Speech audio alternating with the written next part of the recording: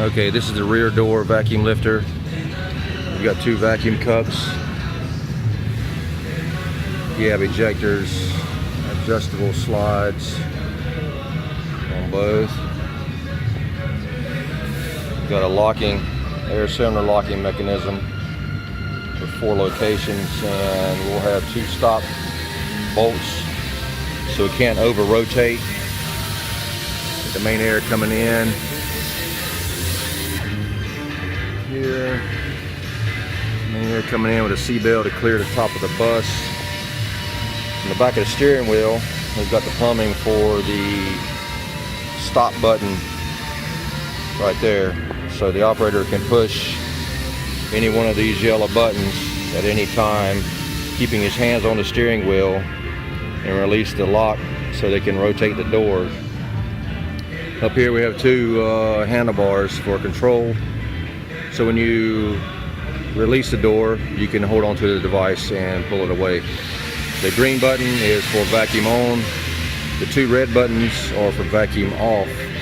If you push one red button, it will not turn off the vacuum. You have to push both red buttons.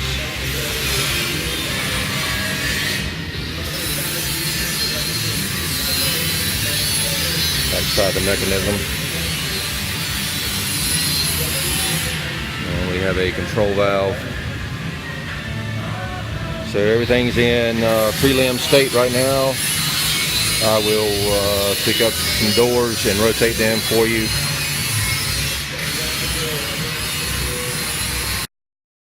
This is the manipulator with the large door attached. And depending on where you attach to the door, it'll either lay flat or at an angle. This one's at an angle probably 10-15 degrees. And the flatter you lay it to pick it up, the easier it will be to spin it, roll it over.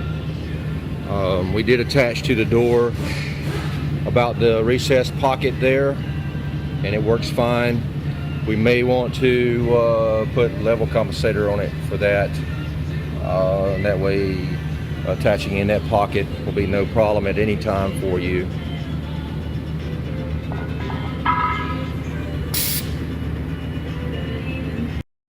This is rotated the door to a vertical position, and as you can see, it's a little bit off CG. So it's hanging a little bit crooked, which can be adjusted again by laying it flat and reattaching to the door at any time.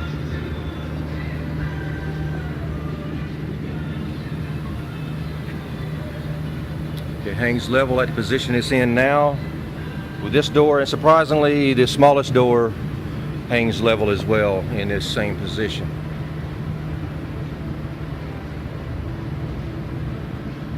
On the back side, as you see the holes, the operator will have to be aware of where holes are in the door, so it will not adhere to a door where the holes are. Now I've rotated the door to an upside down position, and as you notice, there's no noise from the vacuum ejectors. They're energy conserving. You'll hear one pulse. They'll pulse every now and then. Energy conserving, they'll use about 3 CFM per time of handling each door. So very little CFM. I set the door down, picked it back up in a better position so it's more vertical than what it was.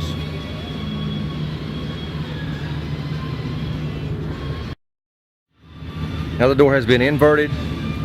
Looking at the inside of the door, it's very stable, very flat. We don't notice any deflection with the structure.